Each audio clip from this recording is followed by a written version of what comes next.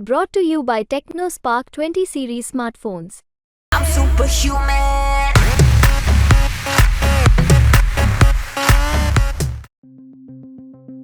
राष्ट्रीय करनी सेना के मुखिया सुखदेव सिंह गोगामेडी हत्याकांड के मामले में अभी भी चौंकाने वाले खुलासे हो रहे हैं। आपको बता दें कि गोगामेडी केस में बंद अभियुक्त बार बार जेल से ही व्यवसायियों को खुलेआम धमकी दे रहे थे।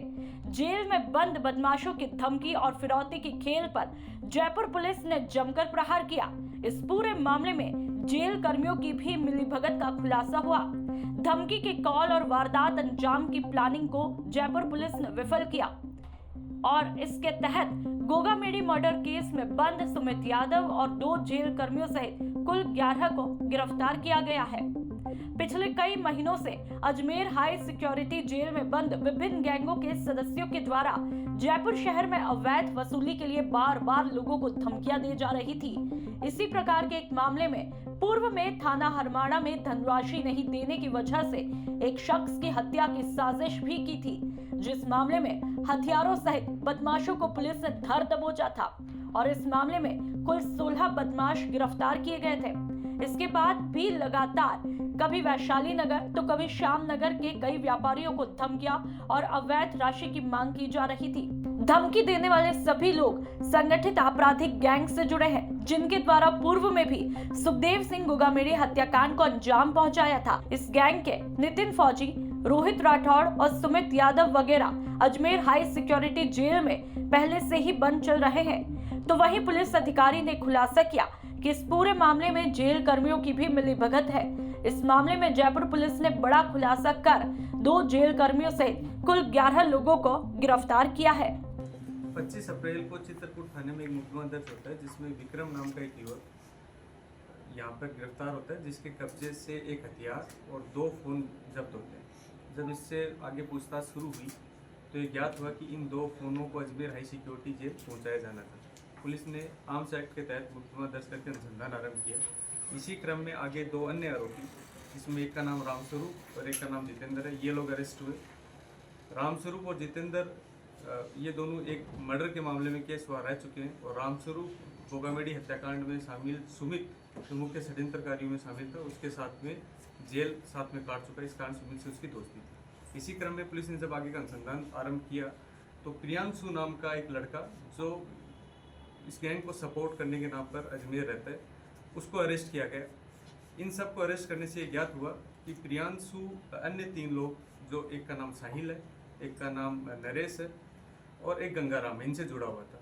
इसी क्रम में जब साहिल की भूमिका की तलाश की गई तो साहिल कपिल पंडित की मौसी का लड़का है, जो जेल में सुविधाएं देने के नाम पर साहिल के द्वारा प्रियांशु के माध्यम से लगातार पैसों का ट्रांसफर किया जा रहा था। इसी क्रम में जब नरेश से अनुसंधान किया गया तो पता चला कि वो गंगाराम से जुड़ा हुआ है और उसके माध्यम से पैसे का एक लंबा लेन देन, एक्सटॉर्शन मनी जो बाहर से उगाई जाती है, उसका एक लंबा हिस्सा को अजमेर पहुंचाया जा रहा था। जब गंगाराम से अनुसंधान किया गया तो पता चला कि 2 जेल कर्मी, जिसमें एक का नाम पवन और एक का नाम विक्रम, ये जेल में कैंटीन का संचालन का कार्य भी करते।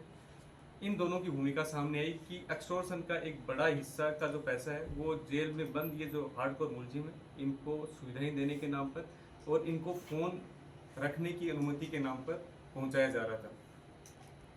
इसी क्रम में आगे सुमित जो जिसके द्वारा बार बार वेस्ट जिले के अन्य थानों में भी लगातार धमकी दी जा रही थी। हरमाड़ा में भी इसी तरह का मुकदमा लगभग 1.5 महीने पहले दर्ज हुआ था, जिसमें लगभग 16 लोग अरेस्ट हुए थे और इसी क्रम में एक धमकी हाल में 15 दिन के पहले एक मुकदमा वैशाली थाने में दर्ज हुआ, वो भी सुमित यादव ग्रुप द्वारा ही दी गई। इन सब जो मुलजिम है, इनको जेल में एक्सटॉर्शन कॉल करने के लिए जो फ़ोन मिलते हैं या वो नंबर जब ये एक बार धमकी दे देते हैं, कोई केस रजिस्टर हो जाता है तो नए फ़ोनों की ज़रूरत होती है।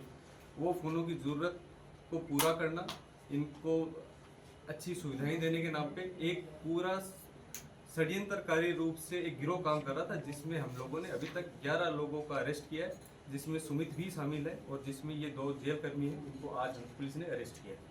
इसी क्रम में एक गिरफ्तारी राकेश जांगिड़ की भी हुई है। राकेश जांगिड़ सीसीटीवी इंस्टॉल करने के नाम से जेल में जाता था, जिसने ड्रिल मशीन में ये अनुसंधान तथ्य सामने है कि उसमें छुपाकर फ़ोन जो है जेल के अंदर लेके गया। कितने समय से ये पूरा रैकेट पूरा गैंग एक्टिव था? सुमित यादव ने और भी क्या पहले भी मंगवाए थे, या ये जो जेल कर्मी है और भी कितना रोल रहा पहले के अपराधियों को सहयोग करने में? सुमित का जैसा कि मैंने बताया कि हरमाड़ा का इससे पहले जो केस हुआ था उसमें अभी तक पुलिस ने 16 लोगों की गिरफ्तारी की है। तो इस समूह के द्वारा लगातार व्यापारी को थ्रेट करने की कोशिश की जा रही है। पुलिस उस वारदात को भी हमने विफल बनाया और वारदात होने से पहले ही इन लोगों को पकड़ के इनको अरेस्ट किया। इसी तरीके से हाल में एक व्यापारी को वैशाली नगर में भी धमकी दी गई। तो पिछले 2-3 महीने में इस तरह व्यापारी को थ्रेट देने की इन्होंने कोशिश की।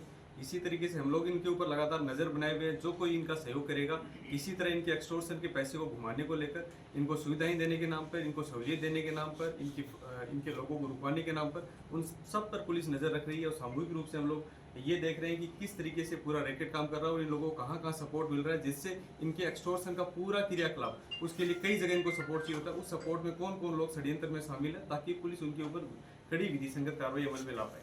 राजस्थान तक के लिए जयपुर से दिशांक संवाददाता की रिपोर्ट।